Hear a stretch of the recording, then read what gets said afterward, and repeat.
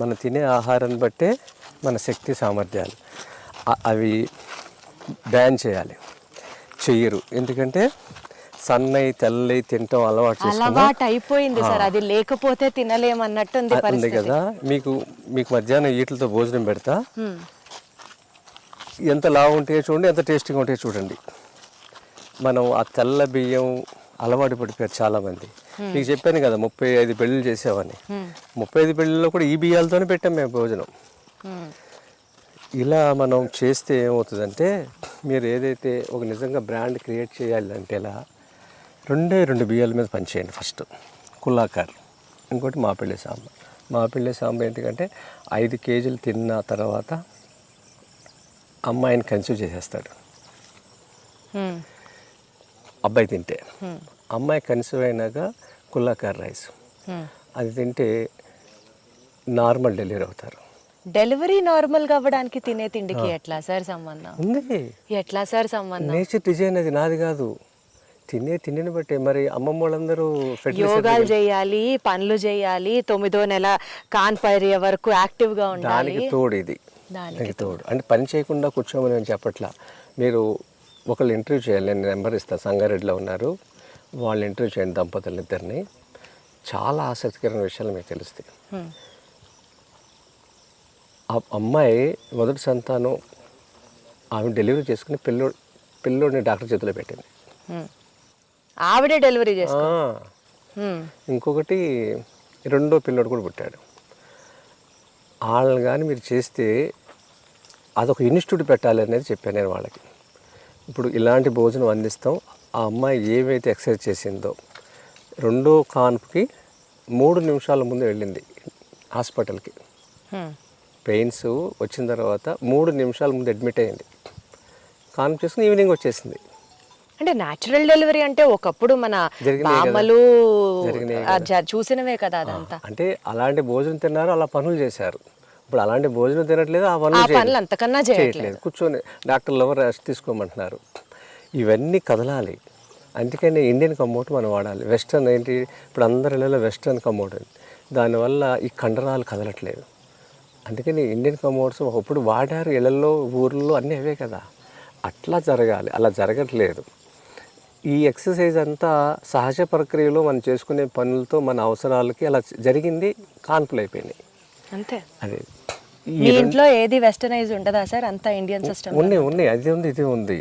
కానీ ఇది ఆచరించడానికి అనేది ఇప్పుడు మనం ఎవరింట్లో లేవు.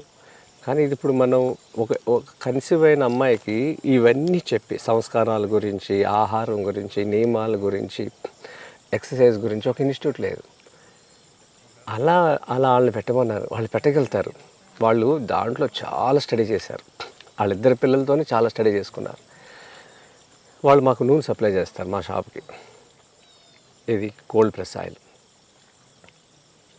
ఒక్కరోజు వెళ్ళి వాళ్ళు అది షూట్ చేయండి, ముందు వాళ్ళ పిల్లల్ని చూపించండి ఎంత హెల్తీగా ఉంటారు. వేరే వాళ్ళకి అది ఇలా బతకొచ్చు కదా అని ఆలోచన తీసుకొస్తే చాలు. సో వన్స్ వాళ్ళు కన్సీవ్ అవ్వడం దగ్గర నుంచి, పిల్లలు పుట్టడం దగ్గర నుంచి, ఇంకా వాళ్ళ లైఫ్లో వాళ్ళు తినేది ఆ మాపిళ్ళై సాంబా. తర్వాత మాపిళ్ళై సాంబా వాళ్ళు తినలేదు, వాళ్ళకి ఆ అబ్బాయికి అవసరం రాలేదు.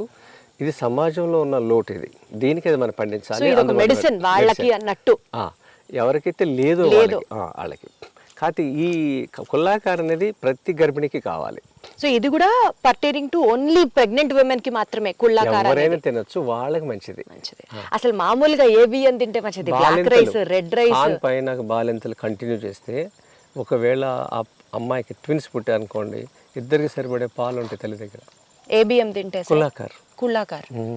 కుల్లాకార్, పొంగారు, ఇవన్నీ కూడా మీకు ఈ గుణాలు ఉన్నవి. ఎంత నేచర్ డిజైన్ ఎవరు తెలుసుకోలేదు, అంతే. మనం కనిపెట్టిన ఏం లేదు, ఇది ఆల్రెడీ ఉంది, ఇప్పుడు తెలుసుకున్నాం. ఇంకొకటి ఏమన్నారు? కుల్లాకార్ ఒకటి, ఇంకొకటి పుంగారు, లోహాంది, ఇవన్నీ కూడా ఈ గుణాలు ఉన్నవి. సో ఈ బియ్యం గనక కన్నా మదర్స్ అర్లీగా తినడం స్టార్ట్ చేస్తే పాల సమస్య, బేబీకి పాలు ఇవ్వడం, పాలు రాకపోవడం అనేది కూడా మనం వింటూ ఉన్నాము. ఆ సమస్య అసలు తలే ఎత్తదు. మీరు ఇలా పుట్టిన వాళ్ళ నెంబర్లు ఇస్తాం మీకు, వాళ్ళని ఇంటర్వ్యూ చేయండి. మీరు ఇంతకన్నా ఓపెన్ ఛాలెంజ్ ఏముంది సార్, డైరెక్ట్గా వెళ్ళి వాళ్ళతోనే మాట్లాడండి మీకు డౌట్ ఉంటే అంటున్నారు. అవును, వాళ్ళ నెంబర్లు ఇస్తే వాళ్ళతో మాట్లాడండి. ఒక అమ్మాయి అమెరికా వెళ్ళింది, అక్కడికి పంపించారు వాళ్ళ నాన్నగారు మామగారు బియ్యం. అమ్మాయి ఏడుపు ఆనందం, పాలు ఎక్కువైపోయినాయి ఏం చేయాలి. తర్వాత తీసి అక్కడ బ్యాంకులు ఉంటాయంట, అవును వాళ్ళకి ఇచ్చిందంట. ఇక్కడ కూడా ఇండియా రాగానే ఫస్ట్ నా షాప్కి వచ్చింది ఆనందం పంచుకుంటాకి. అది కదా సార్ నిజమైన విక్టరీ అచీవ్మెంట్ అంటే.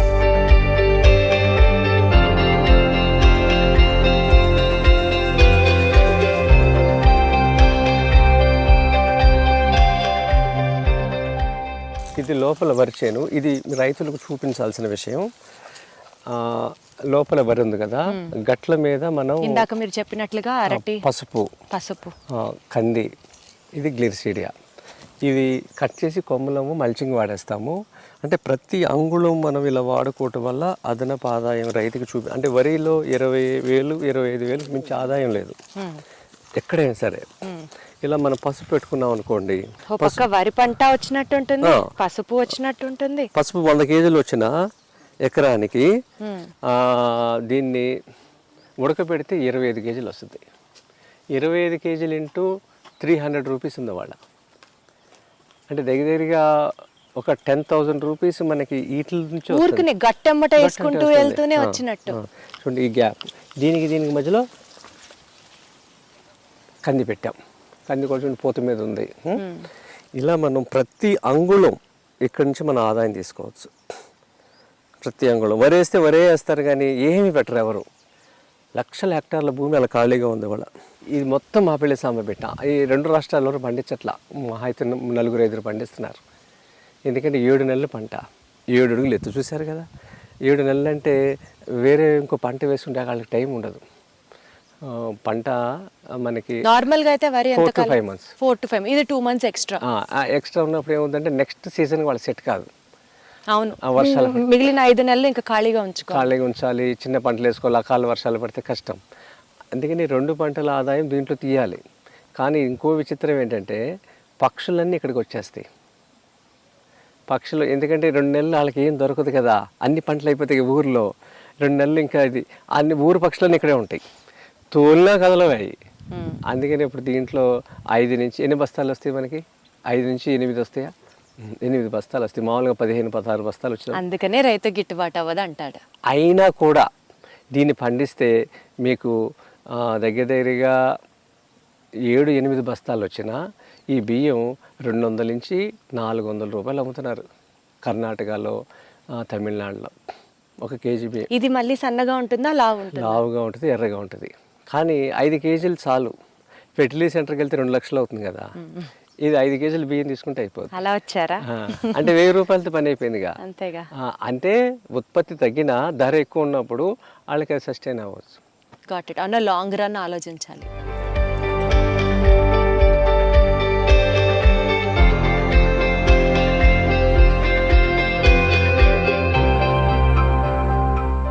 ఇక్కడ ఏ మొక్క వేయాలి, ఏ పంట పండించాలి, ఇదంతా మీరే డిసైడ్ చేస్తారా సార్? ఇది ఆల్రెడీ కొన్ని బంధాలు వరి కోసం రెడీ చేసి పెట్టుకున్నవే. దాంట్లో వరిలో రకాలన్నీ నేనే డిసైడ్ చేస్తాను. ఏది మనం ఎవరు పండించట్లేదు అనే దాని మీద ఎక్కువ కాలం పంటలు. అంటే ఈ మొత్తం 44 ఎకరాల్లో ఉన్న ఈ ఫార్మ్ అంతా మీదేనా? మొత్తం సోలోగా? మాది, మా అన్నదమ్ములు, మేము మొత్తం 4 అన్నదమ్ములు. 4 అన్నదమ్ములు కలిసే ఉంటాము, కలిసే తీసుకున్నాము. అయితే వాళ్ళు, నేను మిఠాయి షాపు దూరంగా ఉన్న చాలా కాలం నుంచి, అది అక్కడ నా పని వాళ్ళు చూసుకుంటున్నారు. వాళ్ళందరి కోసం ఇది నేను ఇక్కడ చేస్తున్నా. మీది బేసికల్గా వ్యవసాయ ఆధారిత కుటుంబం? లేదు, నేను హైదరాబాద్ వచ్చినాక నేర్చుకున్నా. ఊర్లో వ్యవసాయ భూమి లేదు. బేసిక్గా మీ నేపథ్యం ఏంటి సార్? నేను జేఎన్టీయూలో ఫైన్ ఆర్ట్స్ చేయాలని హైదరాబాద్ రావాలని, నేను హైదరాబాద్ రాకముందు ఇంటర్లో జాయిన్ అయ్యి ఒకరోజు కాలేజీకి వెళ్ళి డిస్కంటిన్యూ చేసి వచ్చేసా. నాకు నచ్చలా. ఇంటర్లో ఒక్కరోజు కాలేజ్కి వెళ్ళి వచ్చేసారు చేసి మా అమ్మకి చెప్పి చదువుకోండి నేను. అంటే మీరు మీ 10th క్లాసే మీ క్వాలిఫికేషన్? అంతే. నిజమా? తర్వాత హైదరాబాద్ వచ్చి ఫైన్ ఆర్ట్స్ జాయిన్ అవ్వాలని, జేఎన్టీయూలో నాకు ఇష్టం ఫైన్ ఆర్ట్స్ చేయాలని. అక్కడికి వస్తే 5 సంవత్సరాలు అన్నారు. 5 సంవత్సరాలకు తర్వాత జాబ్ గ్యారంటీ లేదు. అప్లైడ్ ఆర్ట్ అనే అడ్వర్టైజింగ్ ఏజెన్సీలో నీకు స్కిల్స్ని బట్టి నువ్వు ఎదగాలి అనేది అప్లైడ్ ఆర్ట్ దాని ఉద్దేశం అది. ఒక కంపెనీని ఎలా ప్రమోట్ చేయాలనేది డిజైన్ చేయటం, ఆ కోర్స్ అది. ఇక 5 సంవత్సరాలు ఎందుకు టైం వేస్ట్ అని నాకు తెలిసిన వర్క్స్ ఏవైతే నేర్చుకున్నానో నేరుగా వెళ్ళి ఒక ఏజెన్సీలో జాబ్ చేశాను.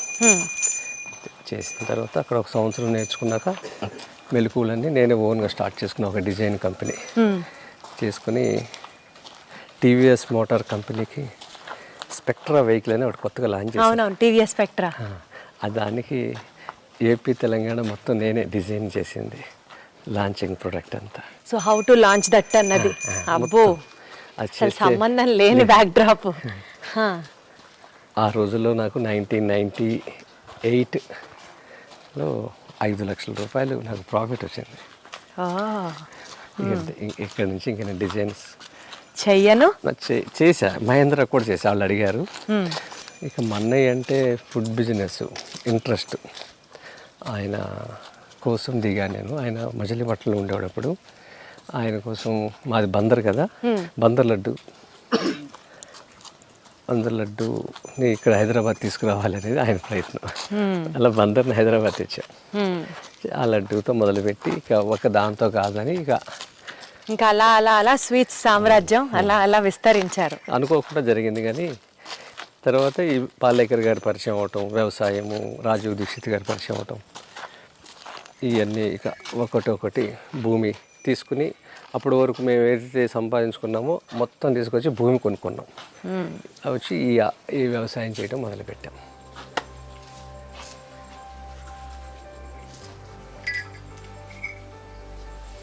చాలా మంచి చూడండి.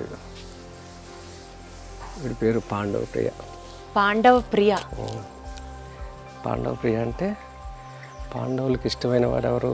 కృష్ణుడికంటే. కృష్ణుడికి వచ్చారా? నీకు పాండవులందరికీ ప్రియుడు కాదు కృష్ణుడు. నేను కృష్ణుడు అనకుండా పాండవ ప్రియ అంటాం. 6 సంవత్సరాలు, వీడికి 6 ఏళ్ళు, నాకన్నా ఎత్తుంటాడు.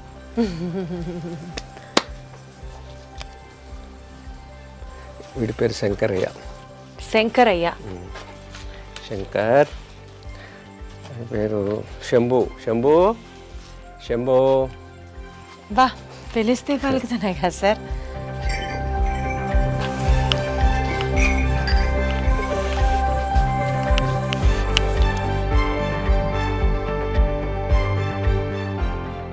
ఇది మీకు ఒక అడవిలాగా ఉంటుంది చూసారా? అవును.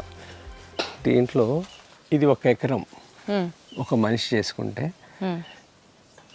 3 లక్షల రూపాయలు 1 సంవత్సరానికి ఆదాయం వస్తుంది. 1 ఎకరం. అదే 1 ఎకరం వరిలో పండిస్తే 30,000 వస్తుంది. 3 లక్షలు ఎక్కడ, 30,000 ఎక్కడ? రెండోది, ఈ 30,000 వచ్చినాయి ఇంత లోతు నీళ్ళు పెడతారు. ఇప్పుడు వరిలో చూసారు కదా, ఆంధ్రప్రదేశ్ తెలంగాణలో ఎక్కువ పంట వరి. దీన్ని ఒక ఉద్యమం లాగా మీరు చేయాలి, మనం అందరం చేయాలి. వరిని ఆపాలి. ఎంత ఆపాలి? ఇంటికి ఎంత కావాలో అంతా పండించుకోవాలి. మిగిలింది అందరూ ఇలా పెట్టామనుకోండి. ఏమంటారు సార్ ఈ ఎకరంలో ఇప్పుడు మీరు చేస్తున్న మోడల్ ఏంటి? దీన్ని 5 దొంతర్ల పంట అంటారు. ఓకే, 5 దొంతర్ల పంట, 5 లేయర్ మోడల్. ఓకే. ఇది మీరు దీని మీద ఎప్పుడైనా ఒక చిన్న కార్యక్రమాలు చేయండి. ఆంధ్రప్రదేశ్ తెలంగాణలో రైతుల నెంబర్లు నేను ఇస్తాను. ఓకే. ఇది ఎందుకు చేయాలి అని మీరు అడిగితే, ఇది ఎందుకు చేయాలంటే భూమి వేడెక్కుతుంది రోజు రోజుకి. దీంట్లో ప్రధానంగా మానవ చర్యల వల్ల మనం వాడే ఇంధనం, మనం వాడే ఏసీలు, మనం వాడే సిమెంటు, మనం వాడే ప్రతి వస్తువు ఒక కరెంటుతో, యంత్రంతో తయారవుతుంది. ఓకే.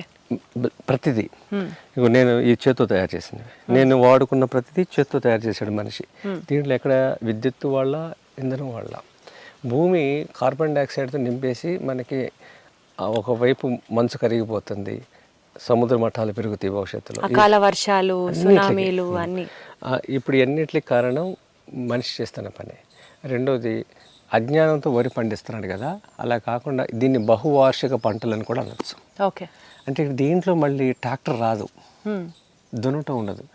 అదే వరి అనుకోండి, ప్రతి సంవత్సరం దున్నాలి, నాట్లు పెట్టాలి, కోతలు కోయాలి కదా. ఇది ఇంకా దున్నేది లేదు. మన ప్లేట్లో అన్నం ఒకటే లేదుగా, అన్నంతో పాటు పప్పు ఉంది, ఆకుకూర ఉన్నాయి, కూరగాయలు ఉన్నాయి, దుంపలు ఉన్నాయి, నూనె గింజలు ఉన్నాయి, తాలింపు గింజలు ఉన్నాయి, పళ్ళు ఉన్నాయి, ఇన్ని ఉన్నాయి కదా. అవన్నీ ఒకే చోట పండించడం ఇది. అచ్చా, ఓకే. మోనో కల్చర్ వరి. మోనో అనేది అదేంటంటే ఏక పంట. దీనివల్ల ఏంటంటే టెంపరీ గ్రీన్ వరి. ఆ గింజ వచ్చిన తర్వాత ఇంకా తీసేయడమే కదా. అది పర్మనెంట్ గ్రీన్ కాదు, ఇది పర్మనెంట్ గ్రీన్. ఎప్పుడు ఎవర్ గ్రీన్ ఇది. అంటే దీనికి మళ్ళీ కాంబినేషన్స్ ఉంటాయా? ఏమేమి మొక్కలు వేయాలి? కింద చెప్పానే అడవిలో పాలేకర్ గారు ఏం చేశారు, ఆయన అక్కడ ఏం పరిశ్రమలు చేశారో అదే ఇక్కడ జరుగుతుంది. అంటే ఒక మొక్క నుంచి ఇంకో మొక్కకి నైట్రోజన్ ఫిక్సేషన్ దీంట్లో ఉంటుంది. అచ్చా. ఒక చెట్టుని రాలిన ఆకులు ఒక పంటకి పనికి వస్తాయి. ఒక చెట్టు మీద పడ్డ ఎండ కింద మొక్క మీద పడితే సరిపడే ఎండ ఉంటుంది. ఇది డిజైన్ ఉంటుంది దీంట్లో. ఈ విధంగా చేసుకున్నప్పుడు మీకు అన్నీ వస్తాయి. ఇప్పుడు ఇది మునగ కింద మునగ ఆకులు నీడ చాలా పల్చగా ఉంటుంది, థిక్ షేడ్ ఉండదు. ఇక్కడ ఎండ పడుతుంది చూసారా, ఎండ పడుతున్నప్పుడు ఇక్కడ తమలపాకు, చామగడ్డ, ఈ పసుపుకి సరిపోతుంది ఇది. ఇవన్నీ ఒక సైంటిఫిక్గా ఆయన చెప్పగలిగారు. ఇది మనం చేసుకుంటే 3 పూట్ల తినగా 3 లక్షల రూపాయలు మనకి సంవత్సరానికి వస్తుంది. పెట్టుబడి ఒక ఎకరానికి వన్ టైం ఇన్వెస్ట్మెంట్. ఈ బెడ్స్ వేసుకోవటం, ఇది కాలువ, ఆయన ఉంచున్నది కాలువ, ఇది బెడ్. ఇది ఒక్కసారి మనం ఇన్వెస్ట్ చేసుకుంటే ఇంకా దీంట్లో ట్రాక్టర్ రాదు. ప్రతిసారి వరి పండిస్తున్నప్పుడు ట్రాక్టర్ అవసరం అవుతుంది, భూమిని దున్ని చేస్తున్నాము కదా. ఇంకోటి అక్కడ పంట అయిపోయిన తర్వాత ఒక పక్షి కానీ కీటకం కానీ వాలటానికి ఎక్కడ చోటు ఉండదు, ఎడారి అది. పంట ముందు కూడా పచ్చని ఎడారి, పంట అయినా కూడా ఎడారే. పక్షి ఉండటానికి ఆవాసం అవుతుంది ఇదంతా. ఇప్పుడు ఎన్ని పక్షులు అరుపుతున్నాయి, పక్షులు అరుపులు పెడతాయి చక్కగా. వరి చేలో ఇది ఎక్కడ కుదురుతుంది కదా. అసలు మీరు మంచం వేసి పడుకుంటే తినకుండా నిద్ర వచ్చేస్తుంది ఇక్కడ. నిజంగా చాలా ప్రశాంతంగా ఉంది, ఎంత చల్లగా కూడా. దీంట్లో ఇప్పుడు మీకు చూపిస్తాను దగ్గర ఏమున్నాయి అనేది. ఇదిగోండి, ఇది ఈ లైన్. దీంట్లో మీకు 60x60, ఇది 60x60 అడుగులు. ఓకే. 60x60 అడుగుల్లో అంటే 400 గజాలు సుమారుగా. 400 స్క్వేర్ యార్డ్లో ఈ మొత్తం మొక్కలు 81 చెట్లు వస్తాయి. ఓకే, 81 చెట్లు 400 గజాల్లో. దాంట్లో ఏంటంటే 20 చెట్లు అరటి చెట్లు వస్తాయి. ఓకే. 16 మెడిసినల్ కానీ బొప్పాయి కానీ వస్తాయి. ఓకే. ఇవి 36 వస్తాయి. ఈ లైన్ అంతా మునుగుని చూసారా, ఒక కొబ్బరి చెట్టు వస్తుంది, ఇంకా 9 రకాల పళ్ళ చెట్లు వస్తాయి. ఏ రకమైన పర్వాలేదు. దీంట్లో లెక్క ఉంది. 4 మూలల్లో 60x60 4 మూలలు ఉంటాయి కదా, చతురస్రం. ఈ చతురస్రంలో ఇక్కడ మామిడి పెట్టామనుకోండి, ఇక్కడ సపోటో, ఇక్కడ నేరేడు, ఇక్కడ పనస, ఇవన్నీ బిగ్ ట్రీస్. మధ్యలో 60లో 30 ఉంది చూసారా, 30లో స్మాల్ ట్రీస్ ఉంటాయి. ఈ జామ, నిమ్మ, బత్తాయి, కరివేపాకు. ఈ 2 సెంటర్ పాయింట్లో కొబ్బరి. ఇదేంటంటే పోటీ ఉండదు ఎక్కడ ఈ డిజైన్ వల్ల. ఏ చెట్టుకు ఆ చెట్టు ఇండివిజువల్గానే పెరుగుతుంది, ఏ కాపుకు ఆ కాపు రైతుకి ఉపయోగకరంగా ఉంటుంది, పక్షుల ఆవాసంగాను ఉంటుంది, ఆదాయం ఉంటుంది, ఆరోగ్యం ఉంటుంది, భూమి ఆరోగ్యం, మనిషి ఆరోగ్యం. అది కార్నర్లో ఉన్న నేరేడు చెట్టు. 30 ఫీట్ ఉంది చూసారా, 30 ఫీట్కి జామ. ఓకే. అక్కడ 30 ఫీట్కి ఈ అరటి చెట్ల వెనక సపోటా ఉంది. 60లో సగం 30 కదా, 30లో సగం 15, 15లో సగం దగ్గర 15లో సగం 7.5. ఇది 7.5 లో కొబ్బరి చెట్టు వస్తుంది. 7.5లో రాదు మీకు, సెంటర్లో 30 ఫీట్లో వస్తుంది. ఈ 7.5 అనేది ప్లాంట్ టు ప్లాంట్. అచ్చా. ఇక్కడ నుంచి ఈ ప్లాంట్కి 7.5, ఈ మొక్క నుంచి ఆ మొక్కకి 7.5. ఇక ఎటు చూసినా సరే మీకు 7.5x7.5 మొక్కలు ఉంటాయి దీంట్లో, చెట్లు. ఈ చెట్లలో మనకి ఈ 7.5 మధ్యలో మనం కాలువ తీస్తాం. ఇది కాలువ మీద తీసినప్పుడు ఈ మట్టి ఇట్లా వేస్తాం, ఈ కాలువ తీసినప్పుడు ఈ మట్టి ఇట్లా సో దట్ మధ్యలో ఉన్న వాటికి బెడ్. దీంట్లో మనం ఏం పెట్టుకున్నాం, ఇది చూడండి, దొండ, అది తమలపాకు. దీన్ని ఏమి ఎక్కించాం, మునక్కెక్కిచ్చేసాం ఇట్లా. ఇక్కడ ఈ బెడ్ మీద ఇక్కడ పసుపు పెట్టాం కదా, ఇది పసుపు, ఇది చామగడ్డ. వీడియో అంతా చూస్తే మీకు అర్థమవుతుంది. బట్ ఒక టేక్అవే పాయింట్, వరి గనక ఇంతే ఏరియాలో గనక మీరు పండిస్తే మీరు చెప్పినట్లు 30,000 రూపాయలు సంవత్సరానికి ఆదాయం సమకూర్చుకున్న వాళ్ళు అవుతారు. అదే ఈ 5 లేయర్ మోడల్ని కనుక మీరు అడాప్ట్ చేసుకుంటే మీ income would be 3 lakhs per year. 10 times 10 times increase. Water వచ్చేసి మనం దాంట్లో వరిలో ఎంత వాడుతున్నామో దీంట్లో వాడేది 3%. వరిలో వాడే దాంట్లో 3%. 3% తక్కువ నీటితో 10 times ఎక్కువ రాబడితో ఉండేదే ఈ 5 లేయర్ మోడల్. ఇదేమో అద్దసార్ అంటారు. ఇది మెడిసినల్ ప్లాంట్. బొప్పాయి ప్లేస్లో ఇది పెట్టాము. ఇది అజీర్తి చేసిన పిల్లలు ఏడుస్తూ ఉంటారు. పిల్లవాడు ఏడుపుని బట్టి అమ్మమ్మ చెప్పేస్తారు. ఆకలి ఏడుప, బాధ ఏడుప. ఇది పొట్ట మీద వేస్తారు నూనె కాల్చి. అరుగుదల వాడికి ఏ కడుపు నొప్పున్నా పోతుంది. దీని గుణం అది. సరే మీరు లేదు, ప్రతి సంవత్సరం దీంట్లో కలుపు తీయటం, లేకపోతే ట్రాక్టర్ పెట్టడం, దుక్కు దున్నించటం, అడుగు మందులు వేయటం, స్ప్రేలు చేయటం, ఏది గ్రామం దాటి ఏది లెక్కలా గ్రామంలోనే ఉండొచ్చు. అంటే అప్పుడు దీనివల్ల ఏంటంటే ప్రతి వాళ్ళు ఇలా చేశారనుకోండి, సిటీలో ఉన్న ఇన్ని లక్షల మంది గ్రామం డబ్బులు గ్రామంలోనే ఉంటాయి. ఇప్పుడు గ్రామం డబ్బులు 50 లక్షలు బయటికి వెళ్తున్నాయి. అప్పుడేమవుతుంది, అందరూ నాలాగే చేశారనుకోండి, సిటీలో ఉన్న వాళ్ళందరూ, ఐటీలో ఉన్నవాళ్ళు, వేరే వేరే సర్వీస్ సెక్టర్లో ఉన్న వాళ్ళందరూ ఈ వస్తువుల కోసం డబ్బులు పట్టుకుని గ్రామానికి వస్తారు. అప్పుడేమవుతాయి, నగరాల డబ్బులు గ్రామానికి వస్తాయి. తద్వారా గ్రామాలు డెవలప్ అవుతాయి, సస్టైన్ అవుతాయి. ఇప్పుడేముంది, గ్రామం డబ్బులు నగరాలకు వస్తున్నాయి, నగరం నుంచి విదేశాలకు వెళ్ళిపోతున్నాయి. అన్ని యూరియా, డిఏపి అన్నీ వాళ్ళే కదా కంపెనీలు, అలా వెళ్ళిపోతున్నాయి. అలా వెళ్ళకుండా మనకి తిరిగి రివర్స్ వస్తాయి అనమాట. అప్పుడు అంతే పాలేకర్ గారి నినాదం ఏంటంటే, గ్రామం డబ్బులు గ్రామంలో ఉంటాయి, నగరాల డబ్బులు గ్రామానికి వస్తాయి, విదేశీ డబ్బు స్వదేశానికి వస్తుంది. మనం అందరం ఇలా చేసామనుకోండి, విదేశీయులు కూడా వచ్చి భారతదేశంలో ఏమైనా కొనుక్కుంటారు. పూర్వం కొనుక్కున్నారు చూసారా, బ్రిటిషర్స్ రాకముందు, అలా మళ్ళీ అందరూ కొనుక్కుంటారు. ఇక్కడ మీకు చిన్న గమనిస్తూ ఉంటే ఒక చిన్న చూపిస్తా చూడండి. సరే ఇదిగోండి చామగడ్డ. ఇప్పుడు ఇది మల్చింగ్ చేశాను చూసారా, ఇది వర్షానికి తరిగి ఇక్కడ ఉంది ఇలా పడిపోయింది. ఇది ఇలా కనబడుతుంది గోడలాగా. ఇలా ఈ కాలం అనేది ఇలాగే ఉంది. దీన్ని మళ్ళీ మనం మెయింటెనెన్స్ చేయటం కూడా లేదు. ఇక మనకి ఖర్చు ఏమీ లేదు దీంట్లో. ఒక్కసారి చేసుకోవటంలోనే ఖర్చు, తర్వాత మన ఆదాయం తీసుకోవటానికి. ఇప్పుడు హితేష్ పటేల్ ఉన్నాడు మహారాష్ట్రలో. ఆయన ఎకరంలో 6 లక్షలు సంపాదిస్తున్నాడు. కానీ ఆ మాట నేను ఎక్కడ చెప్పను. ఎందుకంటే 6 లక్షలు అనగానే చాలామంది వేరేగా ఊహించుకుంటారు. వెళ్ళి చూసిరమ్మంట వాళ్ళది. ఆయన ఏమంటున్నాడంటే, ఇప్పటికీ ఆయన చేయబట్టి 5-6 ఏళ్ళు అయిపోయింది. నెక్స్ట్ 4 ఇయర్స్లో నా ఆదాయం ఎకరంలో 12 లక్షలు చూపిస్తానంటాడు. అబ్బా, అంటే ఎన్ని పంటలు ఉన్నాయంటే సూపర్ మార్కెట్లు ఏమున్నాయో అన్నీ అక్కడ ఉన్నాయి, ఉప్పు తప్ప. ఉప్పు మనకి సముద్రం నుంచి వస్తుంది, అది వేరే పద్ధతి. అంటే అన్నీ గ్రామంలోనే దొరుకుతాయి అంటాకి ఆయన ఆ మాట చెప్తాడు. అలాగే ఇప్పుడు మీకు చూసిన తర్వాత, ఆయన చూసిన తర్వాత నేను మిరియాలు పెట్టా. ఇక్కడ మిరియాలు వసద్దా రాదా అని భయం ఎందుకు పెట్టి. ఇప్పుడు మీరు 4 ఏళ్ళు అవుతుంది అంటున్నారు కదా, ఫిబ్రవరికి. ఏడాదికి మీరు ఎంత తీస్తున్నారు చెప్పండి. రైట్, మంచి క్వశ్చన్ ఇది. కాకపోతే ఏంటంటే ఇది నేను పెట్టింది 1/4 ఎకరం. 1/4 ఎకరం అంటే ఇలాంటి బాక్సులు ఎన్ని వస్తాయి? 1/4 ఎకరంలో 10 వచ్చినాయి అంటే 1/4 ఎకరంలో 2.5 అంతే కదా. అలా పెట్టింది. దీంట్లో 4 బాక్సులు పెట్టామనుకోండి 1/4 ఎకరం అవుతుంది. దీంట్లో నాకు లాస్ట్ ఇయర్ 30,000 రూపాయలు వచ్చింది.